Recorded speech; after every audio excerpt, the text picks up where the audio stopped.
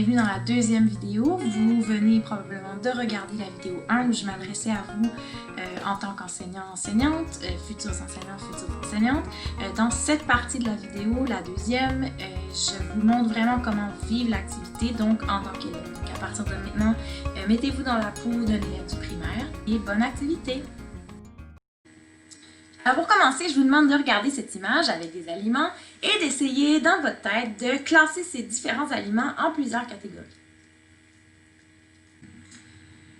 Alors les élèves, comme probablement plusieurs d'entre vous l'ont fait, ont tendance à faire des catégories, par exemple comme les aliments santé, les aliments qui ne sont pas santé, les aliments qui sont des fruits, les aliments qui ne sont pas des fruits, les breuvages, mais une classification, une façon de les classer qui ressort avec les élèves dans une classe, c'est de classer les aliments à partir de ceux qui sont sucrés, salés, et parfois on a une classification avec les aliments amers et acides.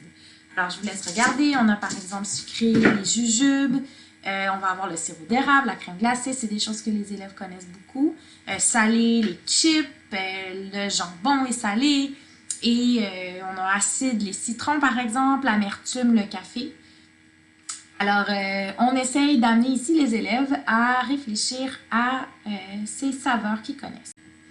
C'est le moment où on discute, où on pose des questions et où on amène les élèves à faire des liens avec des choses qu'ils connaissent. Alors, on peut discuter des saveurs qu'ils connaissent. Qu'est-ce que vous connaissez sur la langue? Qu'est-ce que vous connaissez sur les saveurs? Qu'est-ce que vous savez des différents aliments? On va pouvoir avoir des discussions sur est-ce qu'il y a des saveurs qu'ils préfèrent, est-ce qu'il y a des saveurs qu'ils aiment moins.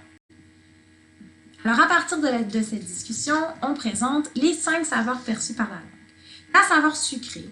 La saveur sucrée, probablement que vous la connaissez super bien, c'est souvent la préférée des enfants. C'est une saveur qui se retrouve dans les bonbons, le chocolat, les fruits. Parfois, on va l'associer à quelque chose qui est moins bon pour la santé, mais il va y avoir des choses qui sont bonnes pour la santé qui sont sucrées. Alors, le sucré, c'est une saveur qui est souvent très agréable. La saveur salée, elle aussi, souvent, on l'aime plus. En levant la main dans la classe, qui préfère le salé, qui préfère le sucré? Moi, je préfère les choses salées. Alors, j'aime beaucoup, par exemple, les chips. Il y a des choses très, très salées comme les anchois, par exemple. J'aime beaucoup la saveur salée. Elle aussi, parfois, on va l'associer à quelque chose qui n'est pas nécessairement très bon pour notre santé. Mais il y a beaucoup d'aliments qu'on mange qui sont salés.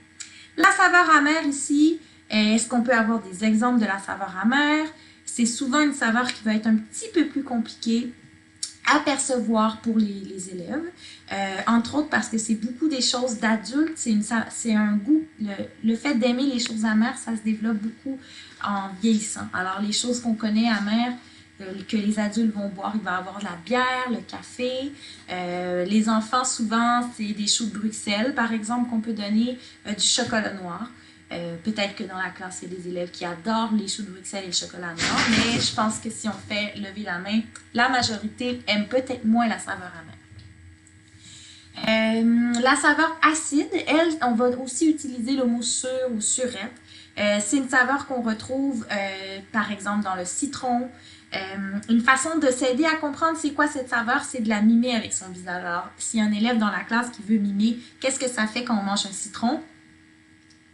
Comme ça souvent. Amer, ça va être plus comme ça.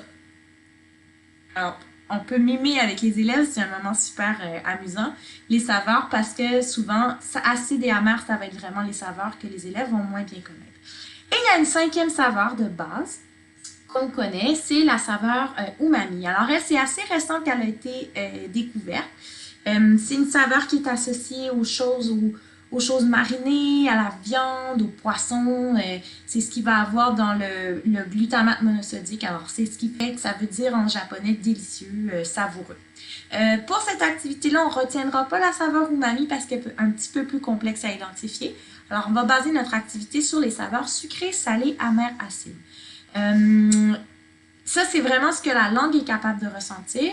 On peut discuter aussi du fait qu'en fait, beaucoup des saveurs passent par l'odorat. Alors, je ne sais pas s'il y en a dans la classe qui ont déjà eu le rhume et dû manger des choses. On ne goûte pas grand-chose. La langue en soi peut percevoir ces saveurs. La langue peut aussi percevoir d'autres choses comme la sensation de froid, de chaud, de sec, de mouillé. Ici, on va s'intéresser vraiment aux saveurs et on retient les 4 saveurs qui sont le sucré, le salé, l'amer et l'acide. Une des choses qui arrive très fréquemment, qui va probablement ressortir dans une discussion où on aborde les saveurs, c'est que des élèves vont nommer le fait que sur notre langue, il existe des zones qui ressentent certaines saveurs. Alors c'est le moment où je vous présente notre ami Gustavo Papil. Alors, je vous lis la description. Bonjour, je m'appelle Gustavo Papil. Je suis auteur et passionné du fonctionnement du corps humain. Je veux rédiger un livre documentaire sur le sens du goût. Une section du livre expliquera comment différentes zones de notre langue nous permettent de percevoir chacune des saveurs. J'aimerais que mon amie Hélène dessine la carte des saveurs sur la langue. Bonjour, je m'appelle Hélène Nayer. Je suis chimiste, illustratrice et mordue de cuisine. Je suis très motivée à illustrer le livre de Gustavo, mais je ne suis pas d'accord avec lui sur la section qui parle des zones de la langue. Je pense que ces zones n'existent pas et que c'est un mythe. Votre mission sera, à l'aide de la démarche scientifique, vous devez aider nos 2 auteurs à obtenir des preuves pour appuyer leurs affirmations. Alors, normalement, chacun d'entre vous s'est vu assigner une hypothèse spécifique, soit celle de Gustavo, soit celle d'Hélène, par un système qui a été établi par votre enseignant ou votre enseignante. C'est le moment où, comme élève, je vous demanderai de reformuler. Alors, quelle est l'hypothèse d'Hélène et quelle est l'hypothèse de Gustavo? Je vous les présente ici. Alors, l'hypothèse de Gustavo, c'est assez simple, c'est que la langue est divisée en zones qui perçoivent chacune des saveurs différentes. L'hypothèse d'Hélène, c'est que la langue n'est pas divisée en zones qui perçoivent chacune des saveurs différentes. Alors, si on vous a assigné l'hypothèse de Gustavo, vous devez aller chercher des preuves qui permettraient de prouver que la langue est divisée en zones qui perçoivent les saveurs. Si vous avez l'hypothèse d'Hélène, vous devez aller chercher des preuves pour montrer que ces zones n'existent pas.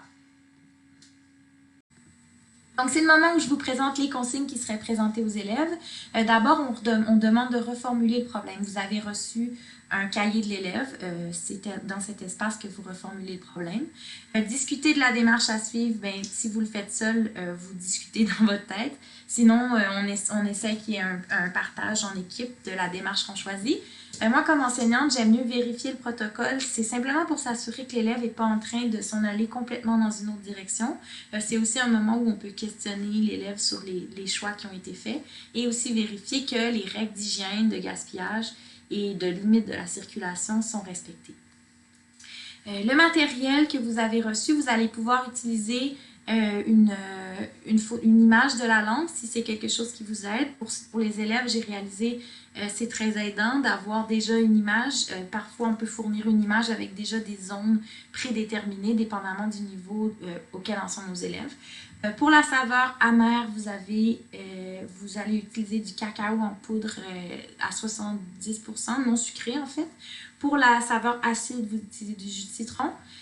Pour la saveur sucrée, du sucre, et pour la saveur salée, du sel tout simplement. Si vous avez d'autres choses à la maison que vous voulez utiliser, vous pouvez. C'est juste de s'assurer que vous avez bien les 4 saveurs.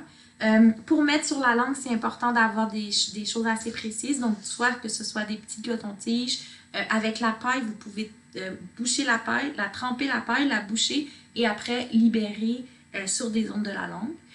Vous pouvez utiliser vos doigts. Dans la classe, on essaye vraiment d'avoir des règles d'hygiène assez strictes. Mais ici, comme vous êtes à la maison, allez-y à votre guise. Et essayez de trouver des preuves pour aider Gustavo dans un cas et Hélène dans l'autre cas. Bonne expérience!